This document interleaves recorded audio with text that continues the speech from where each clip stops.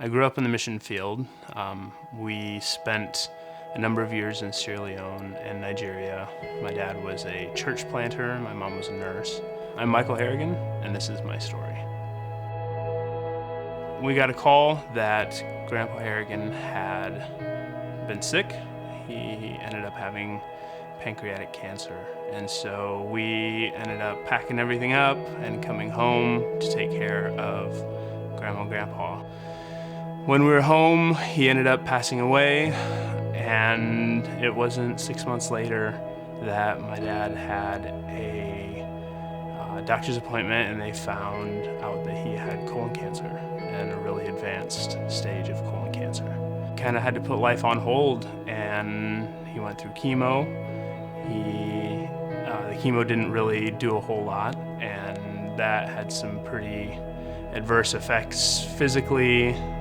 Really made life hard. It was not long after that he passed away. And I remember that was my junior year in high school.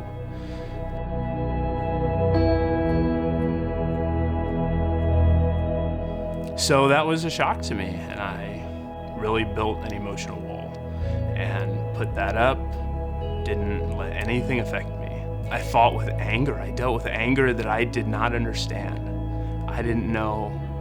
I found myself being irate with my small kids, just ridiculous. And that was when I realized that there really needed to be a big change. I didn't understand where it was coming from. I didn't understand what it was, but I knew that it wasn't right. And before something really bad happened, I needed to check myself. And so Mom had been praying for me, as she always does, every day. She had been praying for me that I would be open and available to working through this process. So my wife at the same time had been praying that I would have a heart like David, and that I would have a passion for God that's just unquenchable. And I met with Verlin, and he agreed to meet with me every week, and it was supposed to be 12 weeks, and it ended up being 7 months. So in the middle of this process,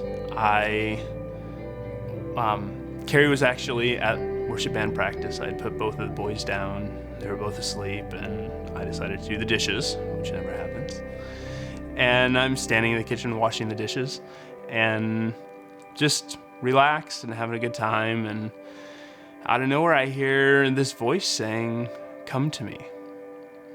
And I had really been struggling with being okay with being emotionally available, and really struggling with this detachment that I felt from God, that although he was there and I believed in him, that I never felt that warm embrace. I never felt that welcome. And so I heard this voice say, "Come to me." And I'm thinking, well, that's weird. I looked around, and there's nobody else in the kitchen, obviously. So I kept cleaning, and the third time I heard, "Come to me." And I looked up and I said, "All right, God, I guess I'll stop doing dishes and let's have a conversation." So I walked into the living room here, into that chair, and sat down, and I had a conversation with God that I never imagined I would ever have. And I found myself being completely free. I was face down on the floor. I was sobbing, just in agony of carrying this burden of anger, this burden of abandonment, this burden of fear, of anxiety, and just saying, "God, I'm done with this. I'm completely done with this. And this is a burden for you to bear. I've given my life to you." And I laid on the floor, and I tore my shirt off, and I held it out in front of me, and I said, "God, take this burden from me. This is no longer my burden to bear. Please take this from me." And that's started this fire inside of me that's just been incredible, that I don't even know how to handle sometimes.